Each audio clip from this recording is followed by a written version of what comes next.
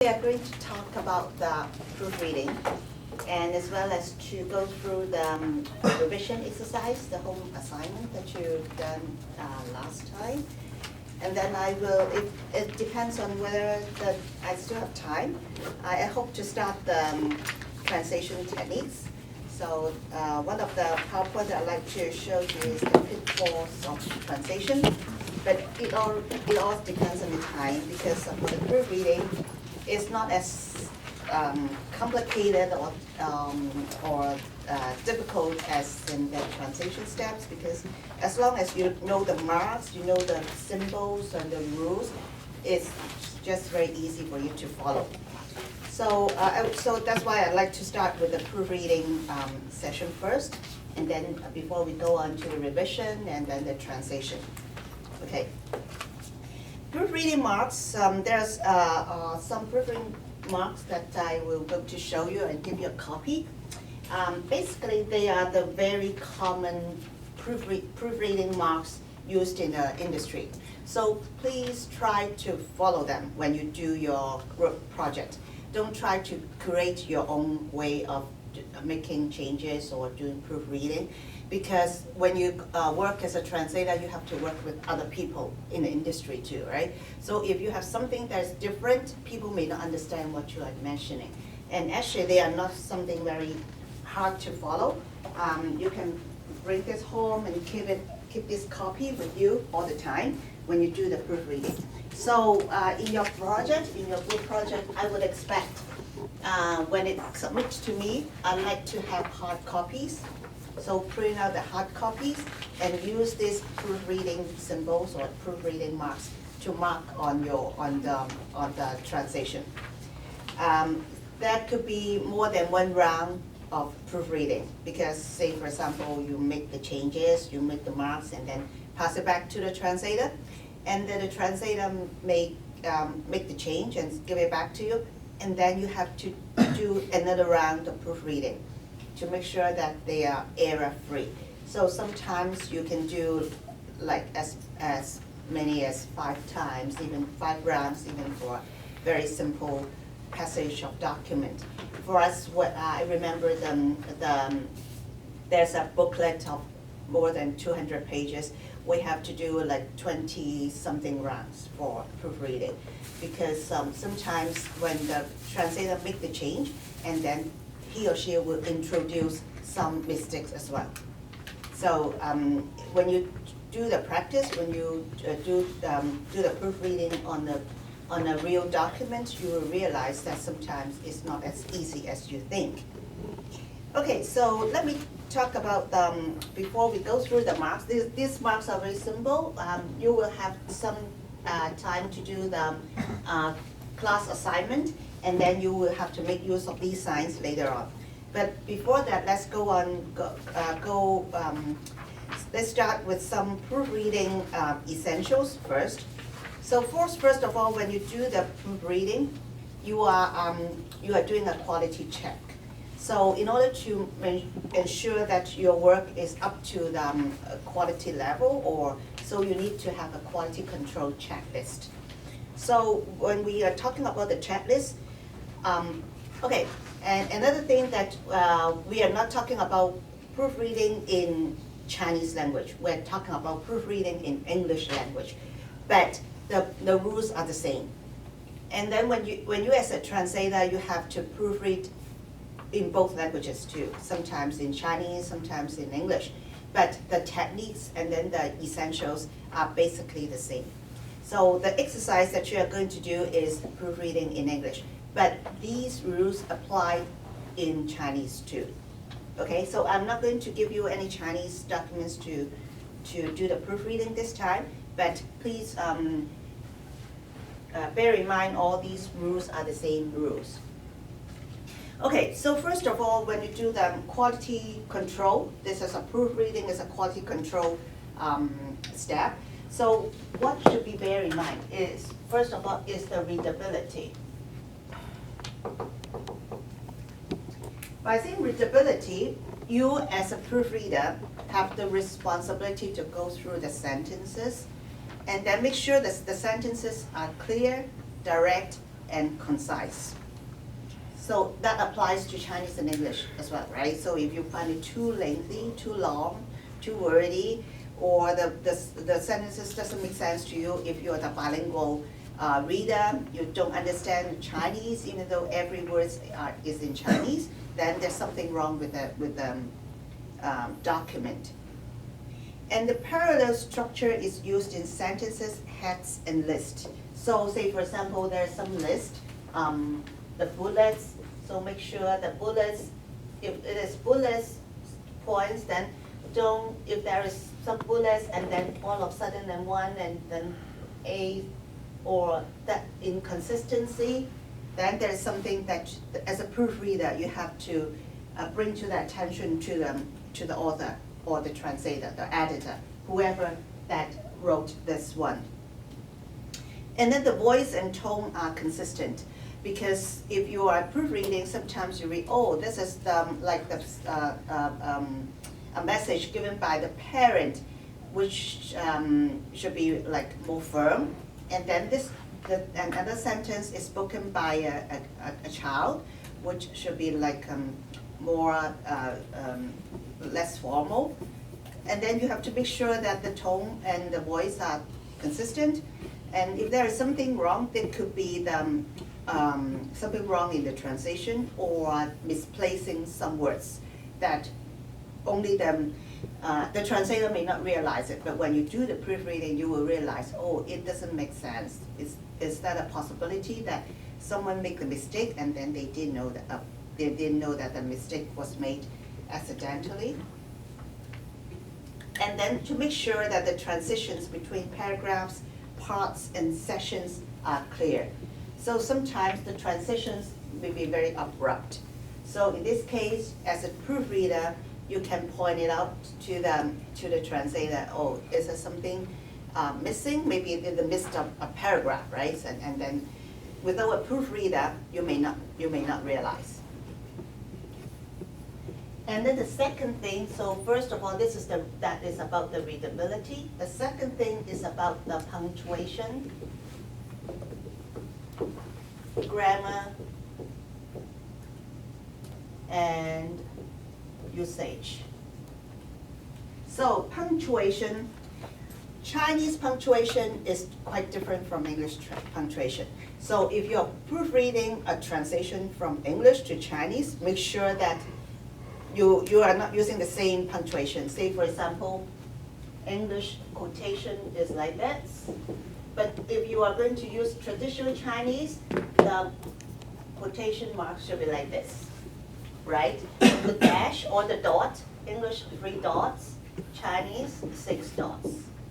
Or the dash, this is the dash, and for Chinese a long dash. So there's differences in punctuations, and then you should be, don't mix it up when you're proofreading English and Chinese, don't mix up the punctuation. And for the English, make sure that the subjects and verbs agree, and pronouns agree. Verb tense is consistent, sometimes with an s, sometimes without the s, sometimes with a past participle or ed, past tense. So that applies to English only, the tense. So that is about the grammar and usage. Another thing is about the mechanics.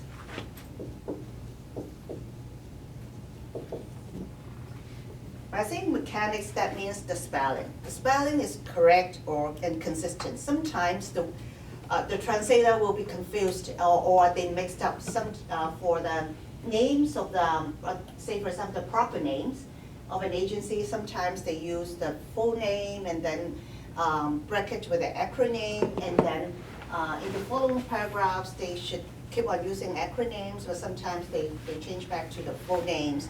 So you have to make sure that if it is that they prefer to use the acronyms, then the consistency should be maintained. And also, even though there's a spell check in the Word document, sometimes you realize that there's a lot of spelling errors, because, say, for example, fat and fat it is correct, right? So it is not anything wrong with these two words, but sometimes it could mix up.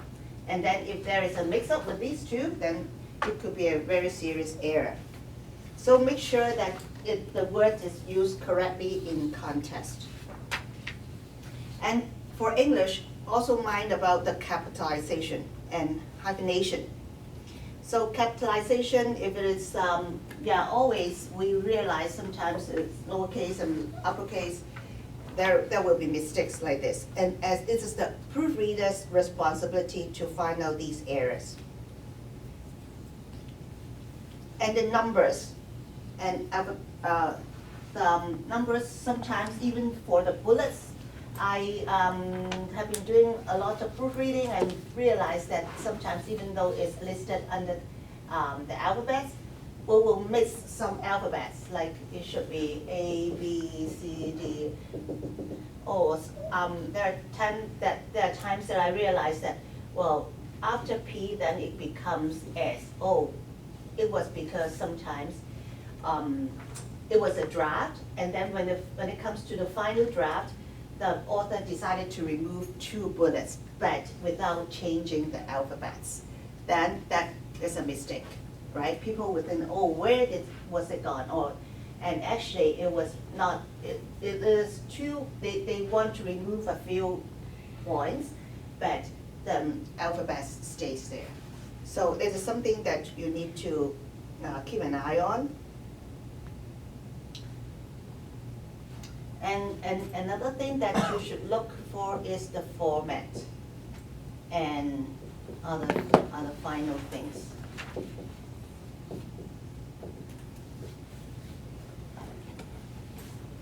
For format, that means for English or Chinese, the same, the font.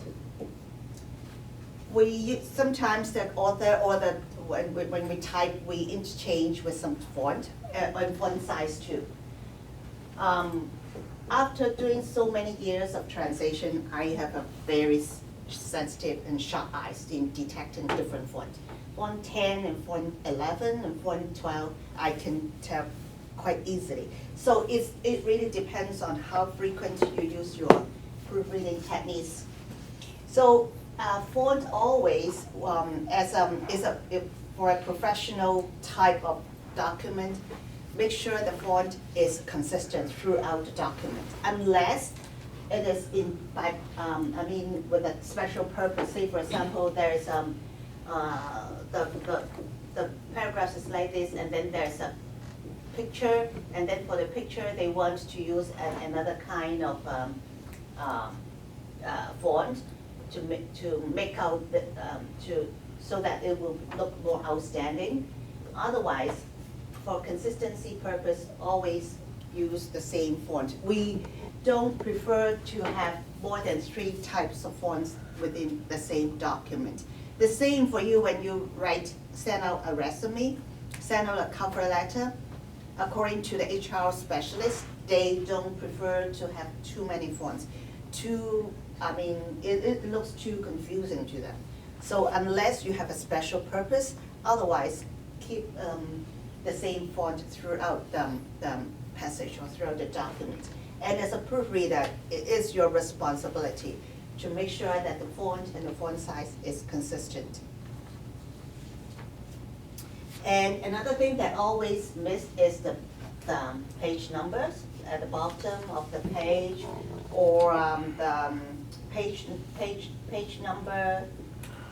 Sometimes there's a footer or a header on top of the document. So the translators, sometimes they don't mind about that. They just translate, but it's the proofreader's responsibility to make sure that the header and footer are consistent, and also the page number. Because sometimes for the desktop publisher, most software can allow them to pull out the page number automatically, but we never know. Sometimes because they make some changes, and for whatever reason, the page number is not consistent, and then you have the responsibility to check to make sure that the page number is consistent. If this is a booklet or whatever that has an index, the proofreader has to make sure that the page number in the index match with the actual number. And also with the paragraph. Say for example, as a table of content, right? Table of content in the front page of the, and that is the content. Say for example, it's the introduction, page 1, and then so the first session 1 or chapter 1 on page 4, or and then chapter 2 at page 7, something like that. And then at the end, like there's a glossary at page 76, something like this. So you have to make sure that this page match with the content. And sometimes if there's a subtitles, subheadings, and very often when I do the proofreading, I find that the page number here does not match with the actual number. Say, for example, there's chapter 1, and then it contains 2 subheadings.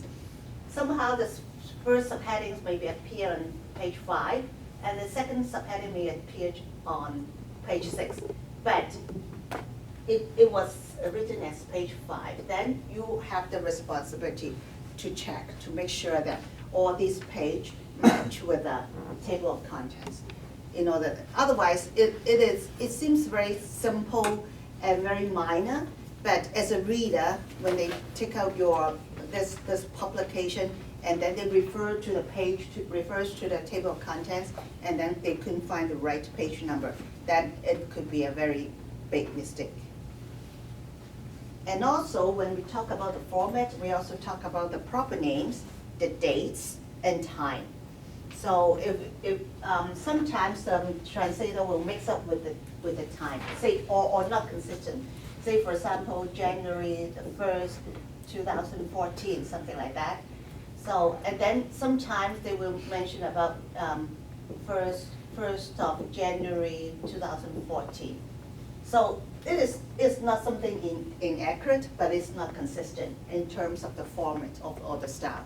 So as a proofreader, you have the responsibility to point it out and ask which one you prefer, or if you have the right to determine, or then you have to make sure that that one is used throughout the paragraphs. Don't mix up these dates and names and proper names and time. Or AM, some people would prefer to use AM, some people would prefer to use this AM, PM.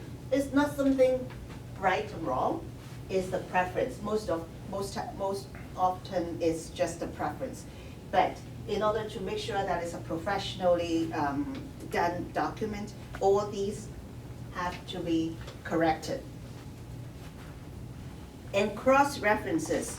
If there's any cross-references, so like table of contents or these cross-references, make sure that they are correct.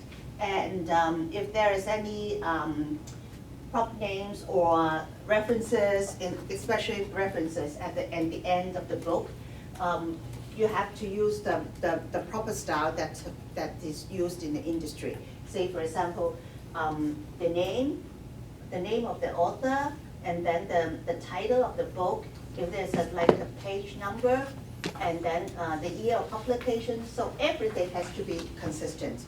Don't sometimes use the name first, and sometimes use the book name first, and then, so all this display the professionalism of the product. It seems very minor to some persons, or nobody will bother. But if this is a professional produced product, especially if it's funded by a government agency, it reflects badly on those who produce the document. So these are some basic essentials requirement as a proofreader that you have to pay attention to. And now I'd like to talk about the proofreading stages.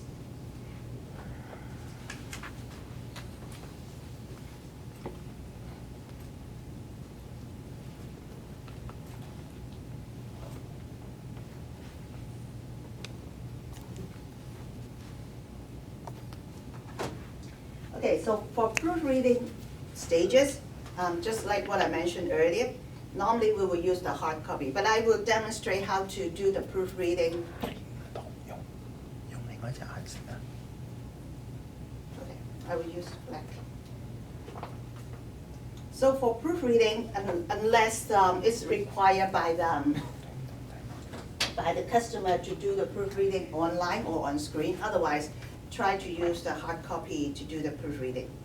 So first of all, you have to use a ruler, a piece of paper, or other straight edge, because for in the past, the Chinese is written from right to left, right, and vertical. But most Chinese nowadays, we write from horizontally and from right to left. So, and it's the same as the English way of writing is like this.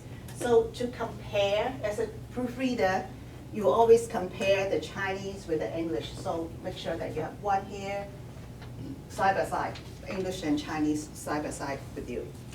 And then it will be easier if you have a ruler with you. And then any other straight edge that help you to make sure that you concentrate on that line. And then you have to read the copy line by line on the live copy. Okay, so we always say there's a live copy and a dead copy.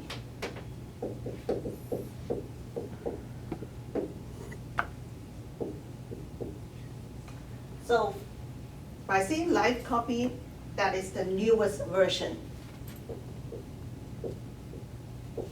By saying that dead copy, that's the recent or the previous version.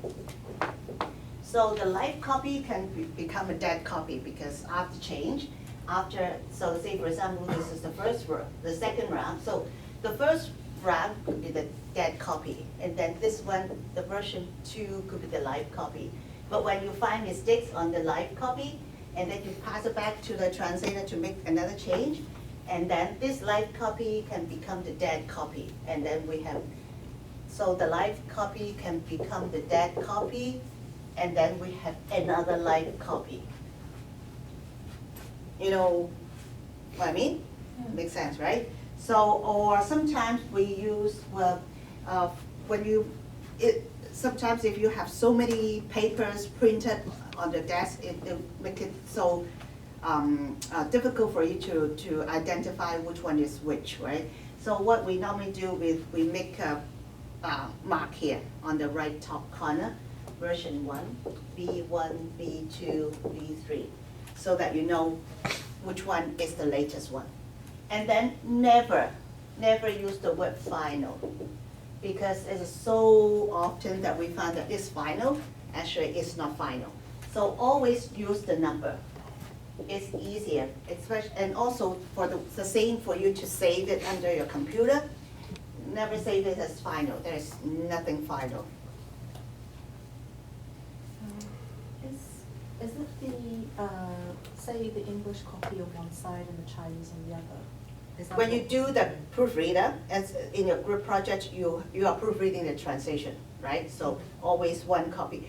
And then it is up to you, because different person has different preferences and your practice, right? So some people are left-handed and some people are right-handed. So I would prefer I'm right-handed. So whatever that I need to write, I need to correct, I will put on the right-hand side. Say, for example, I'm comparing the English. This is an English translation, English original copy, and then the Chinese is the translation. Then I will put the translation on my right hand so that it will be easier for me to make the marks on the right-hand side. How would you do that line by line? Because like English and Chinese don't match up. Yes, because I can still do it by line, because say, for example, the English, you still have to go through the whole line first, right? So the whole line, the first line, and then unless it is in very rare circumstances, the first line in a paragraph in English will put at the end of the line of the same paragraph in Chinese.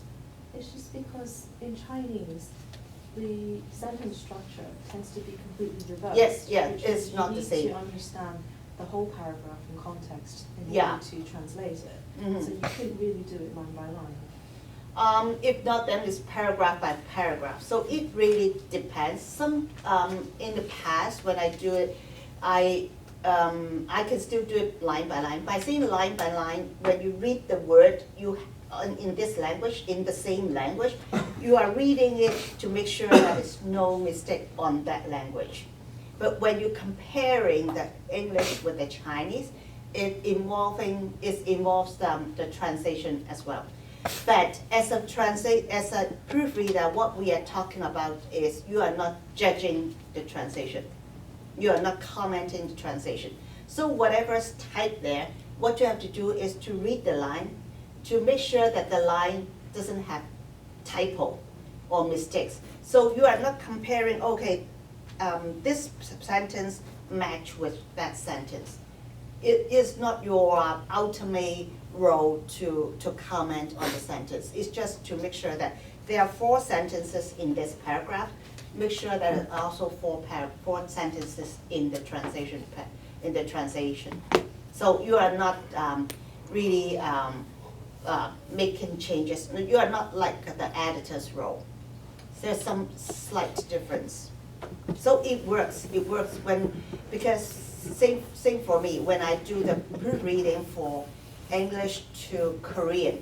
I don't know Korean, but still I can find it whether they have missed anything because the English has 4 sentences and somehow I find in the Korean there's only 3 periods.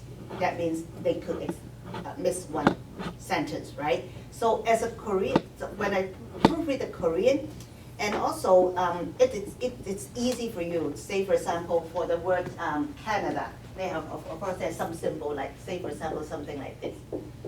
Then in English there's a word Canada, and then you can after a while you will realize that oh, whenever there's a word Canada, these 3 words, these symbols will come out, and then when you read the first paragraph, there's a Canada, and then the second paragraph, there's also Canada, but you can't find these 3 words, then that could be a problem.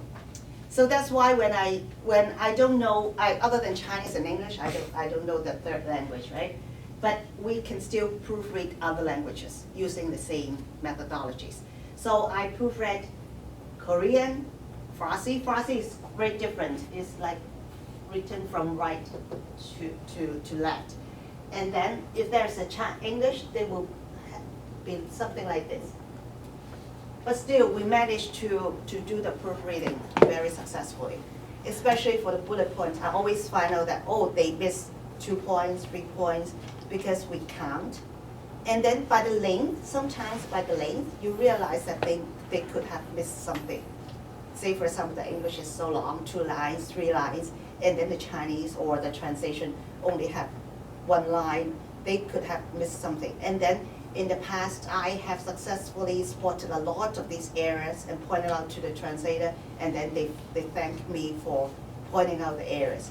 Because it's just how you do the work with concentration and how you judge by, sometimes it's by common sense. So when you do the proofreading in Chinese and English, if you're bilingual, I think it will be easier for you. So, and then another step is you have to compare the live copy with the dead copy. So later on, you will do that exercise with a live copy. That means this is the newest copy with the previous copy, and then you make the change, or to look for the errors. And then, okay, so this is the first read. So the first read, you do it with a pen, with a ruler, with a piece of paper, and then with your pen to mark the errors. And then the second read, after you make the marks, so you read again with a ruler, but without referring to the dead copy. So say, for example, you make all the errors, you mark all these errors, and then you just look at the live copy. And then at this time, you look for errors of spacing, capitalization, typo, numbering, the bullets, all those format. And then the third time, so after that, you also make some marks. And then the third time, read the copy from the beginning to end for flow and sense. This time, do not read line by line. You just read it as if you were the reader, you are the target reader.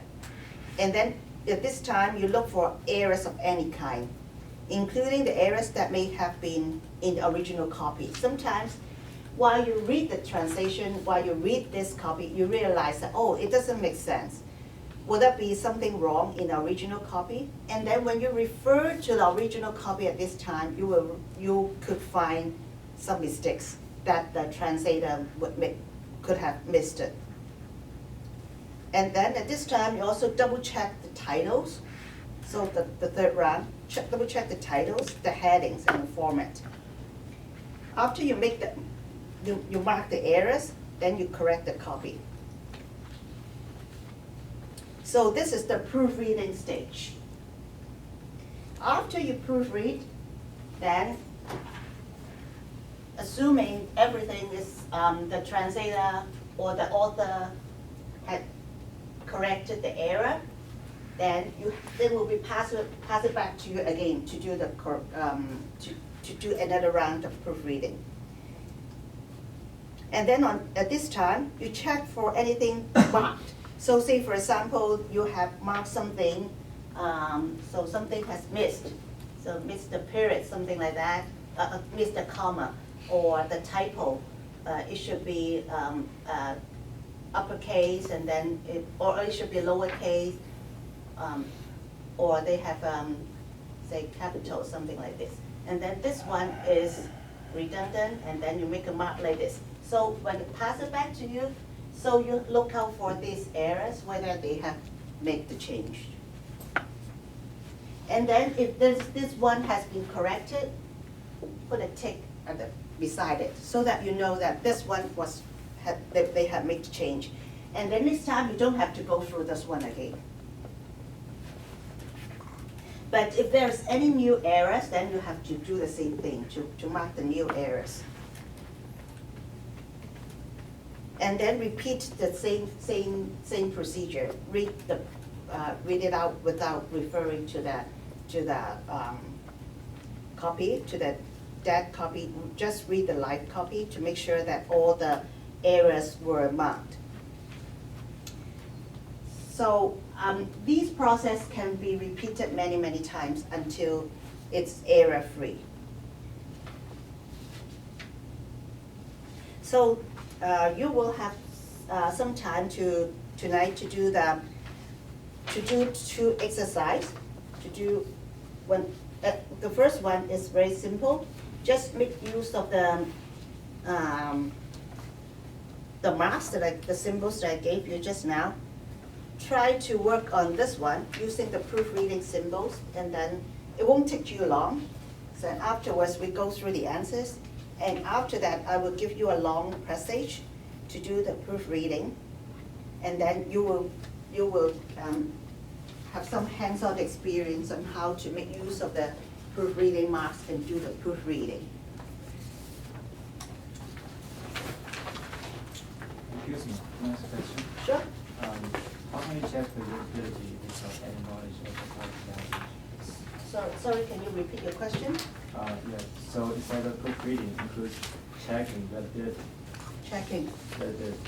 credibility? Readability. Readability, yes. Readability, yeah. Mhm. So without any knowledge of the target language, how can you check that? Target language, you mean Chinese or English? You don't have knowledge? You said that you checked Korean. Korean, yeah. You put Korean, but Yeah. you can check the readability of the Korean. I can check the readability, but for my role as project manager, sometimes I have to make sure that the Korean translator or other translator also did a good job. So this is the random check. It's only part of the random check. It's not the comprehensive proofreading stage. But what I mentioned is because for our project, we have passed a translation, say for Korean, we have passed the translation to a Korean translator, and then they ask their own Korean editor to edit the work. And sometimes they pass it back to us, and then we pass to our customer who has their Korean worker to go through the translation. So to me, it's the fourth step. I'm the fourth person to go through it, but still I find mistakes. That prove that proofreading is very important. My role as doing this kind of proofreading is not a comprehensive one. It's just to ensure the quality. They should have a native speaking Korean people to do the proofreading. But somehow, I just want to show you that as a proofreader, sometimes they didn't do a thorough job. And then for the third person like me, even though I don't read the language, I can still find the errors. So that's why can I find the errors and why they can't find the errors? So because I've been using these steps, these rules, which maybe they just go through it, or they just do not read the English. How can they miss 2 bullets? Because if you only read the translated language, it makes sense to you without that 2 bullets. But when I compare the English, then I realize that 2 bullets are missing. So it's a little bit different. My role as, I'm not doing the role as a proofreader. I'm doing the role as a quality control person. So there's some difference.